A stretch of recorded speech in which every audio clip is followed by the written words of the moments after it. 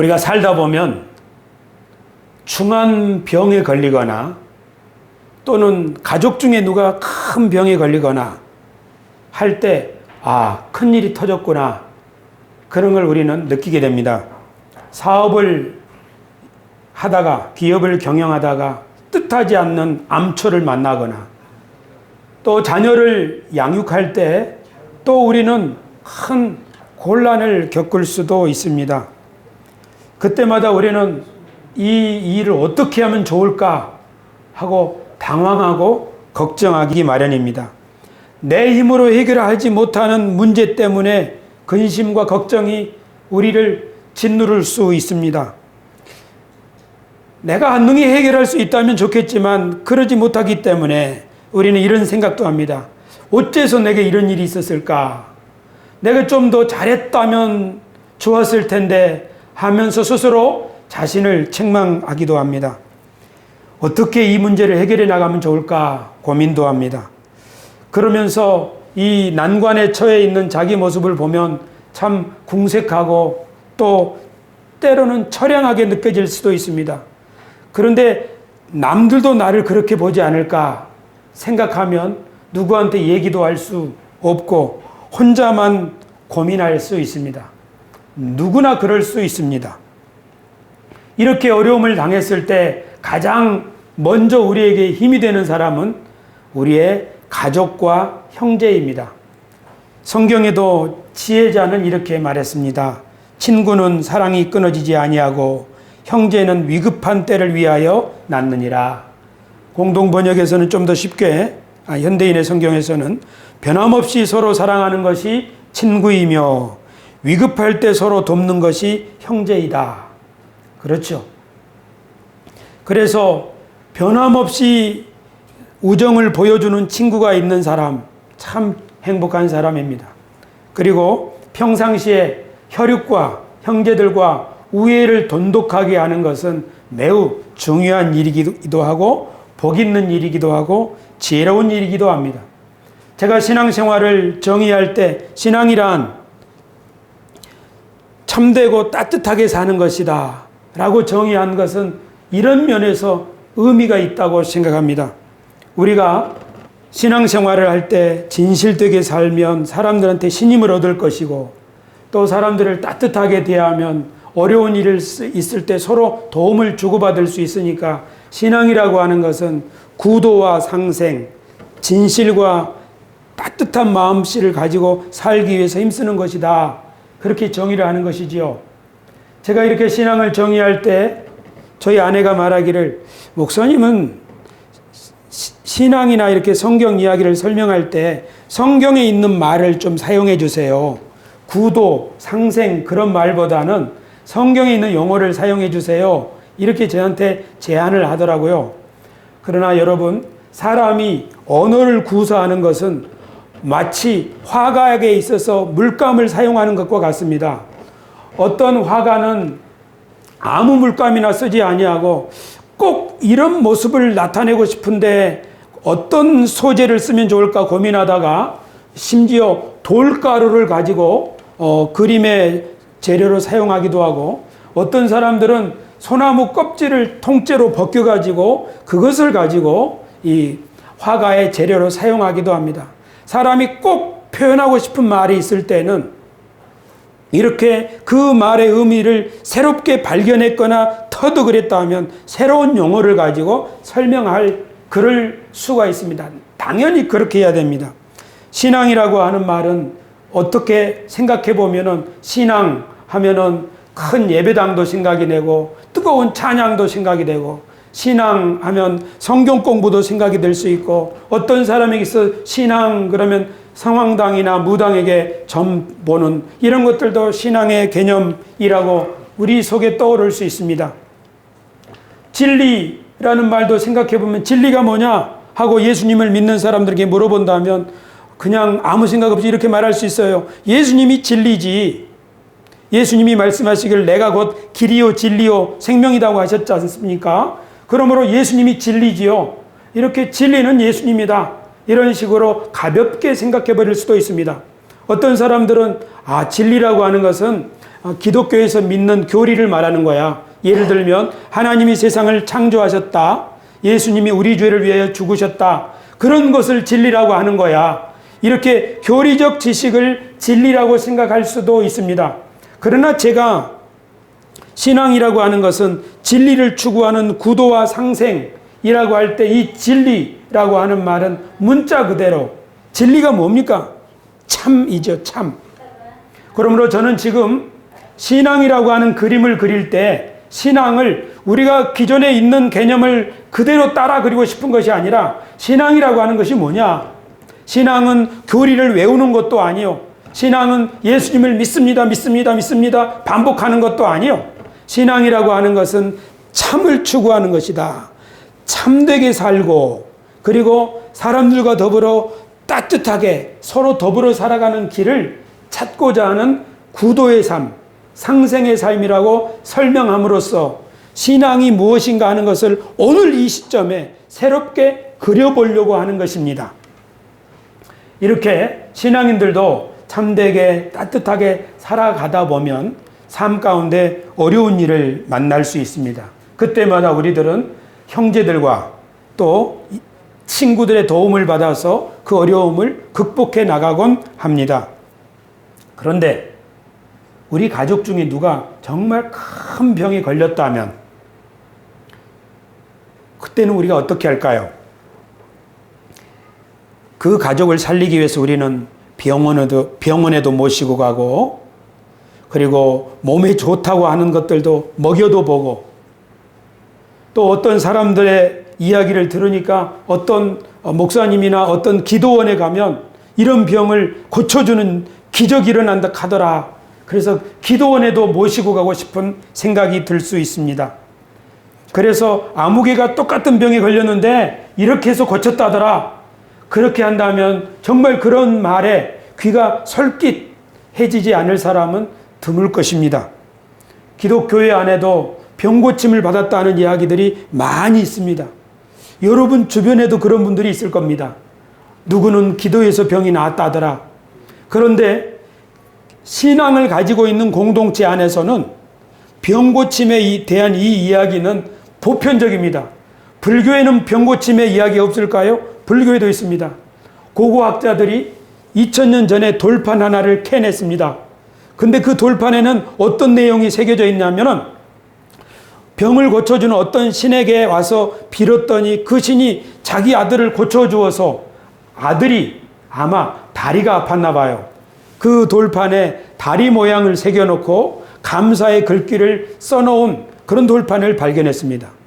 2000년 전에 저 로마에서 이렇게 신의 신전에 들어가서 병고침을 구했더니 병이 나았다고 하는 그런 것을 보여주는 이야기입니다. 심청이가 아버지를 살리기 위해서 공양님이 300석을 바쳤지요. 그래서 결국 아버지가 눈을 뜨게 되지 않습니까? 지극정성을 다하면 하늘이 감동해서 기적을 베풀어준다는 이야기가 심청전에 있는 이야기일 것입니다. 우리 교회 안에도 간절히 기도해서 병고침을 받았다고 하는 이야기들이 심심찮게 들려오고 있습니다. 그리고 어떤 곳에서는 어떤 목사님이 신령해서 그 목사님한테 가면 병자들이 많이 낫는다더라. 그래서 병자들을 다 불러 모아가지고 집회를 하는 일명 힐링 컨퍼런스, 신유 집회라는 것도 지금도 곳곳에서 열리고 있습니다.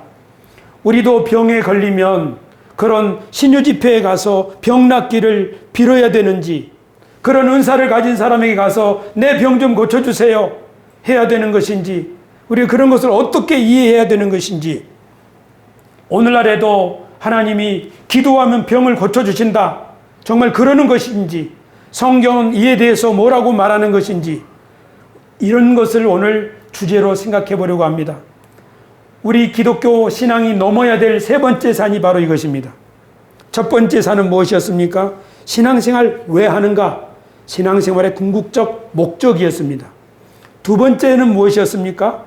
오늘날과 같은 과학의 시대에 신앙인들은 어떻게 과학을 이해해야 하는가?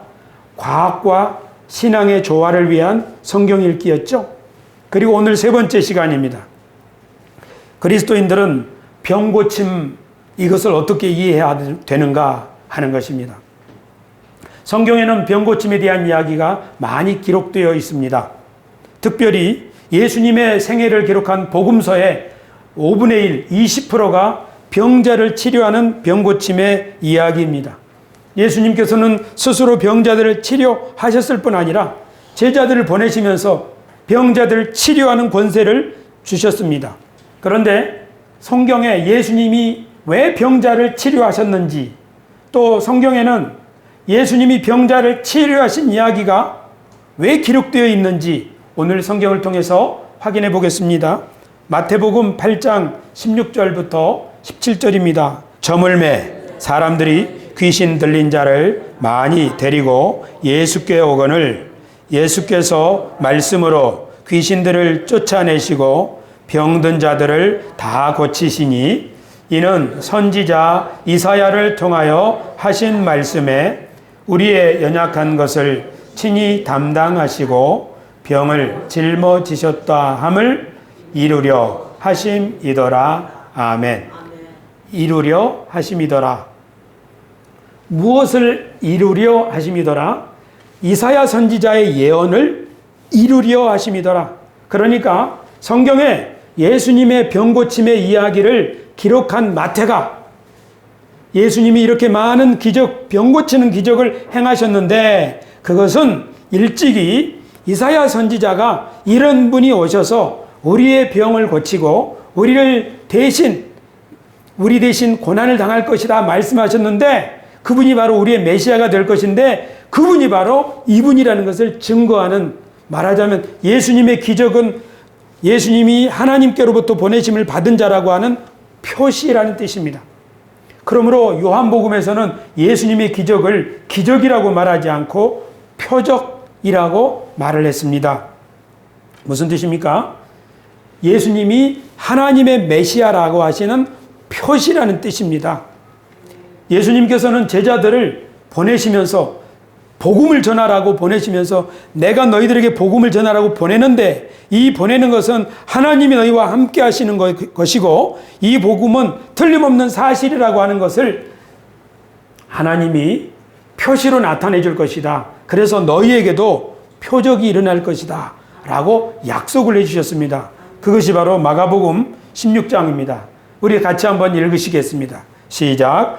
또 이르시되 너희는 온 천하에 다니며 만민에게 복음을 전파하라. 믿고 세례를 받는 사람은 구원을 얻을 것이요 믿지 않는 사람은 정죄를 받으리라. 믿는 자들에게는 이런 표적이 따르리니 곧 그들이 내 이름으로 귀신을 쫓아내며 새 방언을 말하며 뱀을 집어올리며 무슨 독을 마실지라도 해를 받지 아니하며 병든 사람에게 손을 얹은즉 나으리라 하시더라. 주 예수께서 말씀을 마치신 후에 하늘로 올려지사 하나님 우편에 앉으시니라. 제자들이 나가 두루 전파할세 주께서 함께 역사하사 그 따르는 표적으로 말씀을 확실히 증언하시니라. 여기에 붉은 글씨로 표적이 따르리라. 표적으로 그들의 말씀을 증언하셨다. 그래서 예수님의 복음을 들고 나가서 복음을 전한 사람들의 이야기가 기록되어 있는 사도행전을 읽어보면 사도행전에 안전병이를 일으킨 베드로와 요한의 이야기가 기록되어 있습니다. 베드로는 죽은 다비다라고 하는 여인을 죽음에서부터 일으켰습니다. 사도 바울은 멜리데 섬에서 보블리오라고 하는 사람의 붙인 열병을 고쳐주었습니다. 또 그 섬에서 장작불을 쬐다가 독사의 손이 물렸는데 그 맹독성의 뱀에 물렸지만 사도 바울은 죽지 않는 이야기가 성경에 기록되어 있습니다. 사도행전에 이런 기적들이 기록되어 있는 것은 예수님이 하신 말씀 그대로 예수님이 사도들에게 표적이 따르리라 하는 것을 입증해 준다고 하는 사실을 보여줍니다. 그렇지만 특이한 사실은 예수님의 제자들이나 사도들이 복음을 전하려고 할 때 병든 사람들 다 오시오 이렇게 해서 힐링 컨퍼런스 신유 집회를 한 번도 열지 않았다고 하는 사실입니다. 병자들을 모아서 복음을 전했다면 많은 사람들이 모일 수 있었을 텐데 예수님의 제자들은 복음 전도를 하러 갈 때 그렇게 병자들을 집중적으로 치료하는 집회를 한 번도 열지 않았습니다. 심지어 사도 바울이라고 하는 분은 로마의 시민권을 가지고 있는데도 자기가 로마 시민이라고 하는 사실을 끝까지 나타내지 않다가 감옥에 갇혀서 매를 맞고 그리고 하나님의 기적으로 감옥에서 건짐을 받았을 때 마지막 순간에 자신 로마 시민이라고 하는 사실을 나타내는 것입니다. 왜 이렇게 사도들은 복음을 전했을까요? 신앙은 기적이 아니라 진심을 통해서만 전수될 수 있고 믿음은 하나님의 복음의 말씀을 통해서만 사람들의 마음에 심어질 수 있기 때문입니다. 우리가 지옥과 천국에 대해서 이야기하지만 예수님의 부자와 나사로의 이야기를 들어보면 부자와 나사로의 이야기에 어떤 부분이 나옵니까? 부자가 요청하죠. 죽은 나사로를 다시 살려서 이 세상에 있는 자기 5 형제들에게 보내요. 그들이 이 불타는 지옥에 오지 않도록 좀 말씀 좀 전해달라고 부탁을 하지 않습니까? 그때 무슨 말씀이 들려옵니까? 이 땅에는 이미 하나님의 말씀을 선포하는 사람들이 있는데 그 말씀을 듣지 않는다면 죽은 사람이 살아나서 진짜다 이야기해도 듣지 않을 것이다 라고 말해줬던 것을 우리는 기억합니다. 사람이 신앙을 갖는다 하는 것은 진실과 상생을 추구하여 사람답게 살고자 하는 것입니다. 단지 호기심이나 이기심을 가지고 신앙을 가질 수는 없습니다. 호기심이나 이기심의 마음에는 결코 신앙심이 자리 잡을 수 없기 때문에 이런 표적이나 기적을 가지고 사람들의 마음을 붙잡을 수는 없습니다. 사도들이 어떻게 복음을 전했는지 이것을 우리는 꼭 기억해야 합니다. 그러나 여러분 중에는 이런 말씀하시는 분이 있을 수 있습니다. 성경에 병 고치는 은사가 기록되어 있지 않습니까? 일명 신유의 은사가 있지 않습니까? 맞아요. 고린도전서 12장에 보면 병 고치는 은사, 신유의 은사가 기록되어 있습니다. 그뿐 아니라 여러 은사가 기록되어 있습니다. 우리 같이 한번 성경 본문을 읽으시겠습니다. 각 사람에게 성령을 나타내심은 유익하게 하려 하심이라. 어떤 사람에게는 성령으로 말미암아 지혜의 말씀을, 어떤 사람에게는 같은 성령을 따라 지식의 말씀을, 다른 사람에게는 같은 성령으로 믿음을, 어떤 사람에게는 한 성령으로 병 고치는 은사를, 어떤 사람에게는 능력 행함을, 어떤 사람에게는 예언함을, 어떤 사람에게는 영들 분별함을, 다른 사람에게는 각종 방언 말함을, 어떤 사람에게는 방언들 통역함을 주시나니 이 모든 일은 같은 한 성령이 행하사 그의 뜻대로 각 사람에게 나누어 주시는 것이니라. 아멘. 여기에는 병 고치는 은사뿐 아니라 다양한 여러 은사들이 나옵니다. 이 여러 은사를 주시는 까닭이 무엇입니까? 12장 7절에 이렇게 되어 있습니다. 각 사람에게 성령의 나타내심을 주시는 까닭은 어떻게 하려 함이라? 유익하게 하려 함이라. 유익하게 한다는 말은 공공의 유익을 위함이라고 표현할 수 있습니다. 영어로 말하면 common good입니다. 헬라어 성경을 찾아보면 이것이 쉼페론이라고 헬라어로는 되어 있는데 무슨 뜻이냐면 어떤 목적을 위하여 이 한 자리에 불러 모으다 그런 뜻입니다.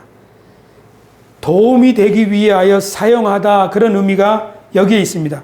기여하다, 수집하다 또는 도움이 되게 하다 그런 의미가 이 유익을 위하여라는 말입니다. 그러니까 교회 안에 하나님이 여러 은사를 주시는 것은 교회를 세우게 하기 위함입니다. 교회를 그리스도의 몸이라고 하는데 그리스도의 몸을 세우기 위하여 다양한 은사들을 주셨다는 말입니다. 은사를 주신 목적이 그거라는 거죠. 이것을 에베소서에서 바울은 이렇게 말합니다. 에베소서 4장 11, 12절 말씀 우리 다시 한번 읽으십시다. 시작. 그가 어떤 사람은 사도로, 어떤 사람은 선지자로, 어떤 사람은 복음 전하는 자로, 어떤 사람은 목사와 교사로 삼으셨으니 이는 성도를 온전하게 하여 봉사의 일을 하게 하며 그리스도의 몸을 세우려 하심이라. 아멘. 은사를 주시는 까닭은 그리스도의 몸을 세우려 하시기 위함이라는 거죠. 제 첫 딸이 준 선물입니다. 이게 바로 만년필입니다. 필기감이 좋아서 만년필을 씁니다. 근데 이 만년필을 쓸 때는 꼭 함께 따라가야 되는 것이 있습니다. 그것이 뭐죠? 잉크통입니다. 잉크통이 없으면 이 만년필만 가지고는 조금 쓰다가 끝입니다. 잉크통이 필요합니다. 근데 잉크통만 있어서도 안 됩니다. 두 개가 같이 있어야 글을 쓰는 기능을 제대로 할 수 있다는 말입니다. 교회가 하나님의 몸, 그리스도의 몸입니다. 교회가 그 기능을 제대로 감당하려면 다양한 은사를 가진 사람들이 서로의 부족함을 채워줘야 된다는 말입니다. 은사라고 하는 것은 상대방을 위하여 존재하는 것입니다. 그러니까 지식이 있는 사람은 지식이 없는 사람을 위하여 봉사하기 위해서 존재하는 것입니다. 그렇죠? 그렇기 때문에 저에게 한글 배우시는 분은 저를 통하여 섬김을 받고 그분은 또 본인이 가지고 있는 것으로 저와 우리 교회를 섬기고 그렇게 해서 우리가 서로에게 도움을 주고 받으면서 서로 건강한 그리스도인으로 세워지라고 하나님이 은사를 주신 것입니다. 그것이 서로를 유익하기 위해서 주신 은사라는 것입니다. 그런데 이 은사를 교회 안에서 어떻게 써야 될까요? 특별히 병 고치는 은사를 교회 안에서 어떻게 쓰라고 했는지 야고보서 5장 14절을 같이 읽겠습니다. 너희 중에 병든 자가 있느냐? 그는 교회 장로들을 청할 것이요 그들은 주의 이름으로 기름을 바르며 그를 위하여 기도할지니라. 아멘. 초대교회에서는 병든 사람이 있을 경우에 어떻게 병 고치는 은사를 사용하라고 합니까? 교회 장로들을 청하여 장로들은 주의 이름으로 뭘 하라고요? 두 가지를 하라고 했지요. 그게 뭡니까? 기름을 바르고 기도를 해주라는 겁니다. 기름을 바르는 것은 의료 서비스입니다. 기도해 주라는 것은 말하자면 신앙의 행위입니다. 지금부터 2000년 전에 약이 있었습니까? 의술이 있었습니까? 2000년 전에 사람이 병들었을 때 그 사람을 돕고 살리기 위해서 의료적 서비스를 한다는 것을 성경에서는 기름을 붓는다 그런 식으로 표현합니다. 예수님의 비유 중에 강도 만난 사람의 이야기, 선한 사마리아 사람의 이야기가 나옵니다. 어떤 사람이 강도를 만났는데 얼마나 많이 맞았는지 일어나지도 못하고 피 흘려 죽어가고 있었지요. 그 사람을 살려준 사람이 선한 사마리아 사람이지요. 그 선한 사마리아 사람이 어떻게 했습니까? 누가복음 10장 34절 우리 다 같이 읽읍시다. 시작. 가까이 가서 기름과 포도주를 그 상처에 붓고 싸매고 자기 짐승에 태워 주막으로 데리고 가서 돌보아 주니라. 아멘. 기름을 붓고 포도주를 그 상처에 붓고 싸매줬다는 것입니다. 그러니까 성경에서 말하는 병든 사람에게 기름을 붓는다 하는 행위는 의료적 치료를 의미하는 것입니다. 예수님의 제자들도 그랬습니다. 마가복음 6장 12절 보면 제자들이 나가서 회개하라 전파하고 많은 귀신을 쫓아내며 많은 병자에게 기름을 발라 고치더라. 어떻습니까? 기도만 했다 하더라 그렇게 돼 있나요? 아니지요.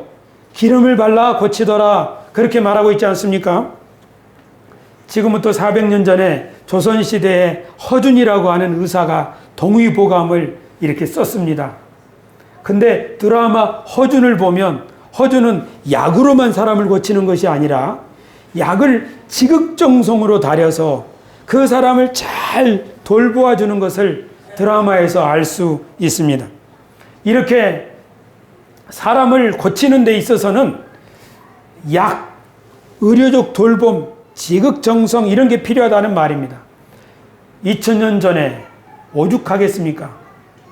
물론 기도만을 통해서 병자가 나을 수도 있습니다. 하지만 2000년 전에 사람이 병들었다 하면 왜 병들었겠습니까? 가난해서 못 먹어서 병이 드는 것 아니겠습니까?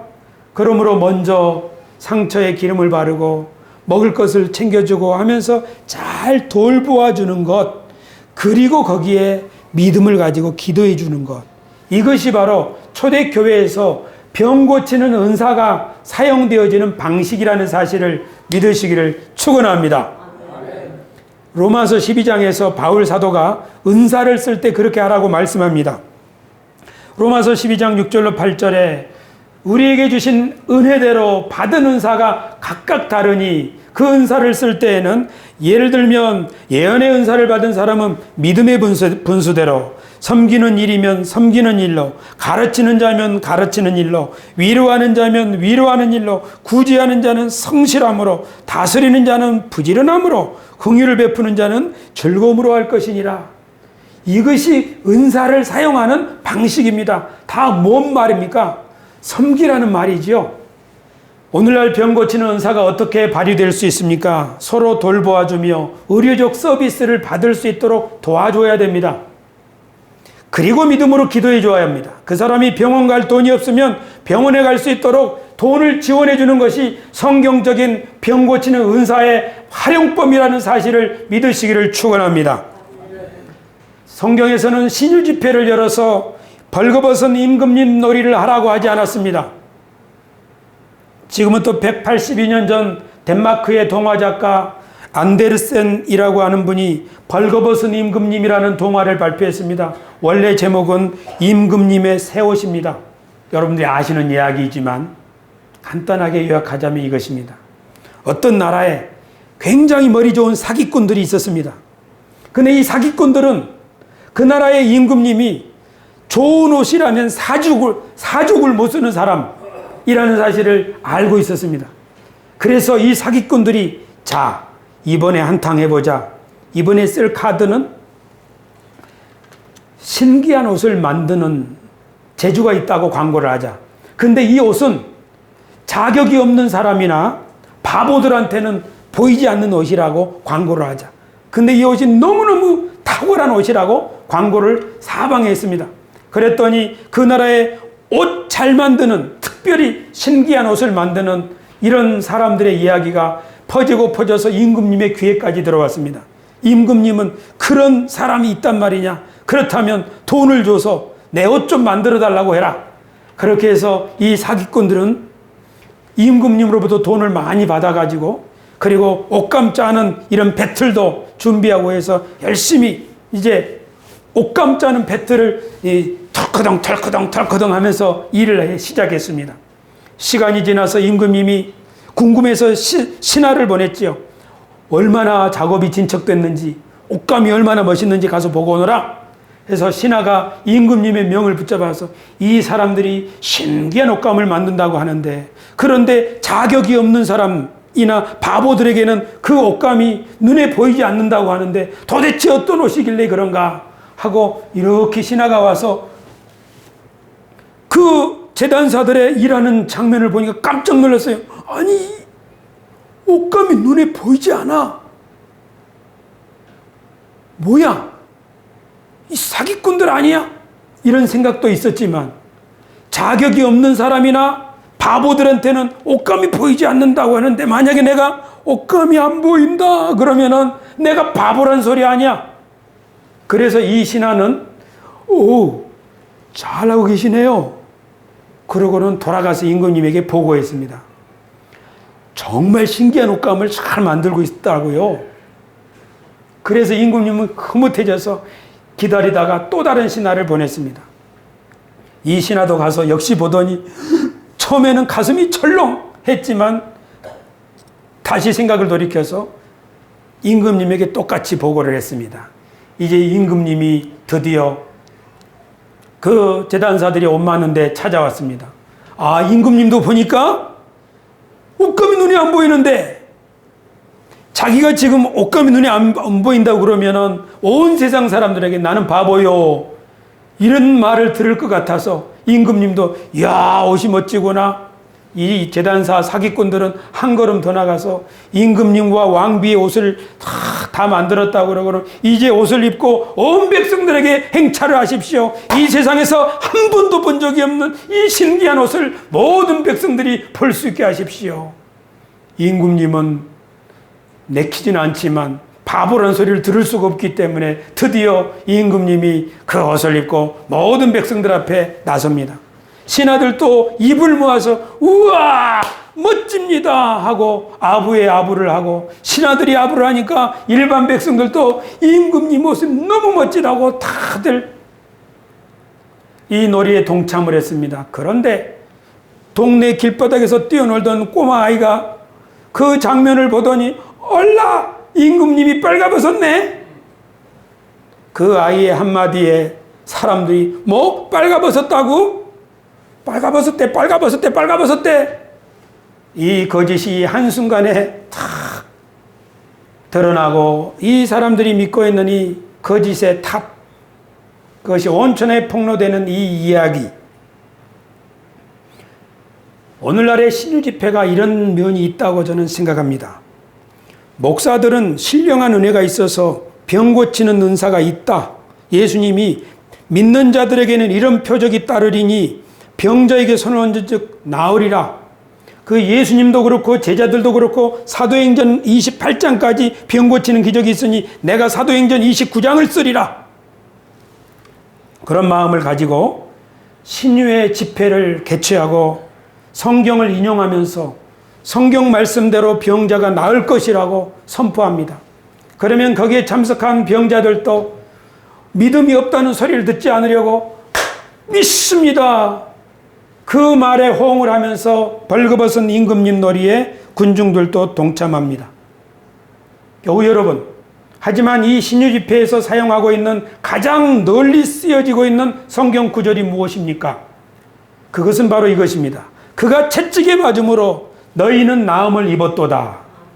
원래 이 말씀은 이사야 53장 5절 말씀을 인용한 것입니다. 구약 성경 이사야 53장 5절 말씀을 한번 봅시다. 다 같이 읽습니다. 시작.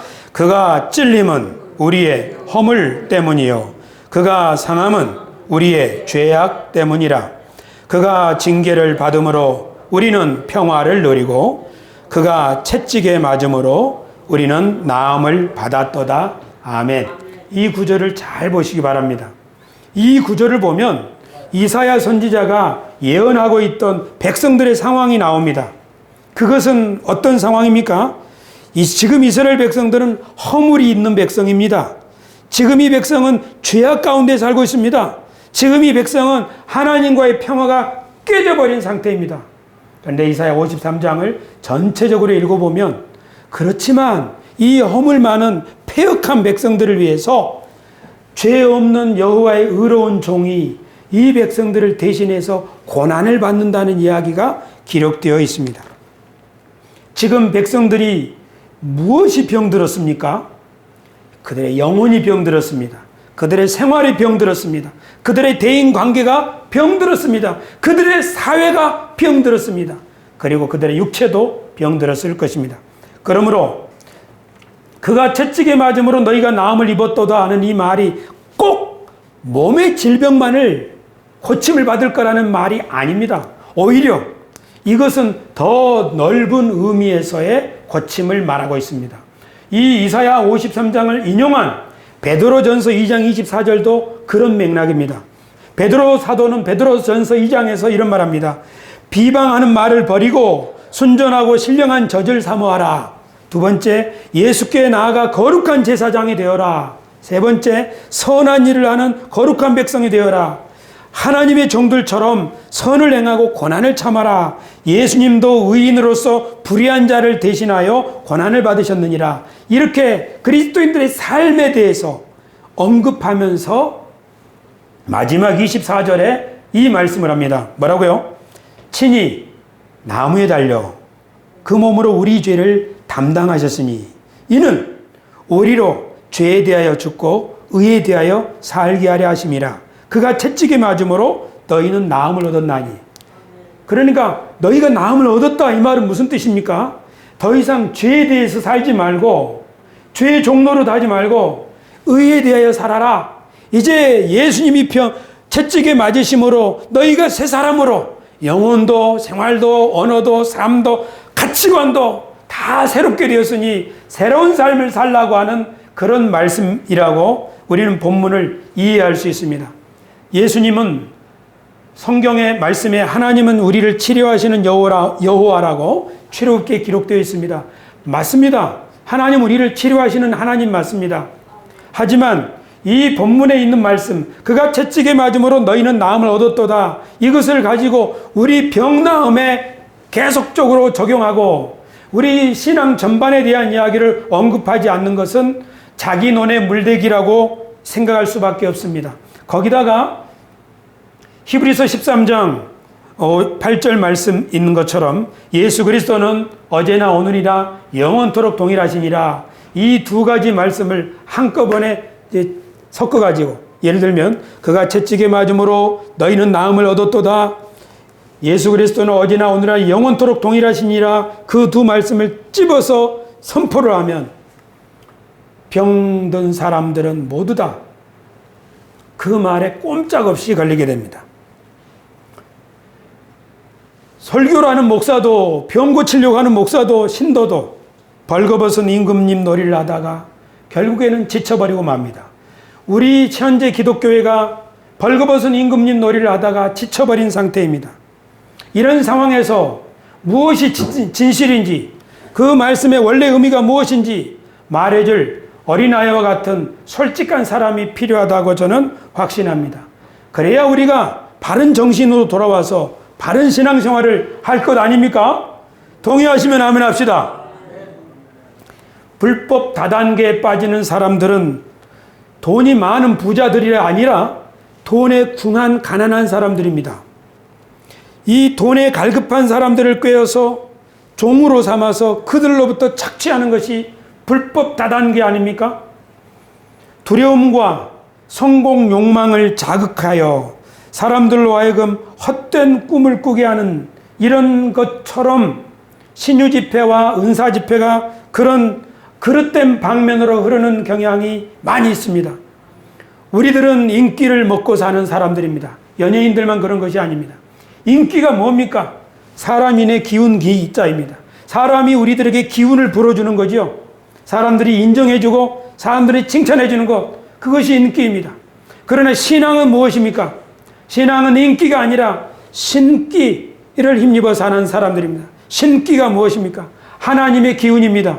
하나님의 위로요, 하나님의 인정이요, 하나님이 우리들을 이끌어져 가시는 그 길, 거기에서 용기를 얻고 힘을 얻는 것, 그것이 신앙생활입니다.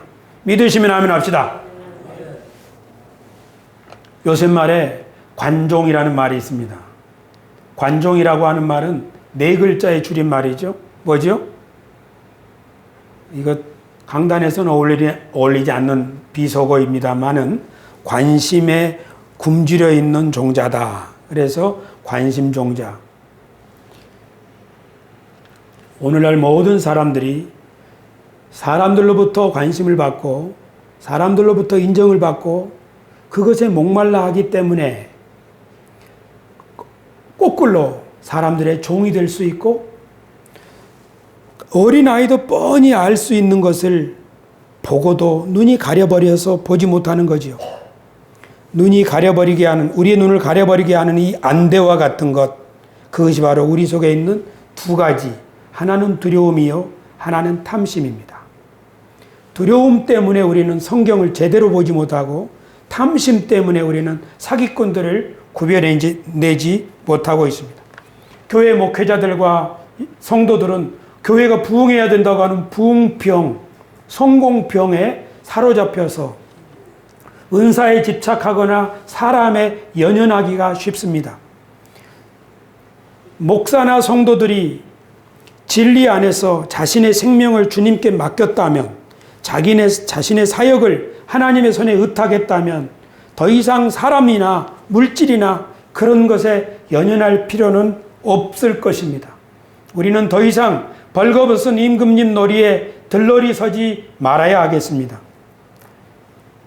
앞에서 말씀드린 것처럼 신앙은 인기를 힘입는 것이 아니라 신기, 하나님의 성령을 힘입어 사는 생활입니다. 하나님을 힘입어 사는 생활을 가리켜서 구도자의 삶이라고 말합니다. 즉 진리를 따른다고 합니다.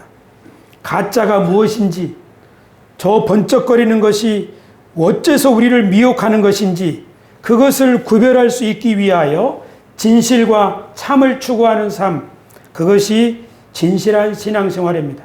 그렇게 할 때 우리가 그렇게 구도자로서 진리를 추구하고 상생을 추구하는 삶에 점점 우리 눈이 환해진다면 이 세상에서 벌거벗은 임금처럼 보이는 허영에 찌든 사람을 보고 단번에 웃어버릴 수 있는 아이처럼 그들의 위선을 만천하에 폭로할 수 있게 될 것입니다. 우리에게 그런 힘과 지혜가 생긴다면 우리는 이웃을 그렇게 일깨울 수 있고 이웃과 함께 건강한 사회를 만들어갈 수도 있습니다. 그것이 바로 구도와 상생의 삶입니다. 참되게 따뜻하게 삶입니다. 우리는 교회 다니고 있지만 너무나 많은 거짓의 유혹 앞에 노출되어 있습니다. 그리고 우리들도 그것을 목말라 하고 있습니다. 우리가 여기에서 정신을 차리지 않는다면 우리는 평생 쌓아온 것을 한순간에 잃어버릴 수도 있습니다. 우리 기독교회가 오늘날 이 시대에 넘어야 될 세 번째 산이 이것입니다. 바로 그릇된 은사에 대한 이해입니다. 이것은 은사만을 말하는 것이 아니라 신앙생활의 본질을 다시 한번 생각해보자 하는 의미입니다. 그러나 한 가지만 또 말씀드리자면, 그러나 하나님은 우리를 사랑하셔서 우리가 병들었을 때 교회 장로들이나 교회 목회자들을 찾아서 기도를 의탁한다면 하나님이 그 간절히 기도하는 그분들의 기도를 들으시고 병을 고쳐주실 수도 있다고 하는 믿음을 가지고 기도를 요청하시기를 바랍니다.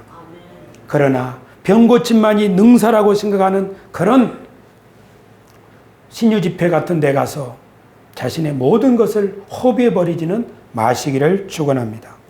다음 주에는 극락왕생과 신앙이라는 주제로 설교하겠습니다.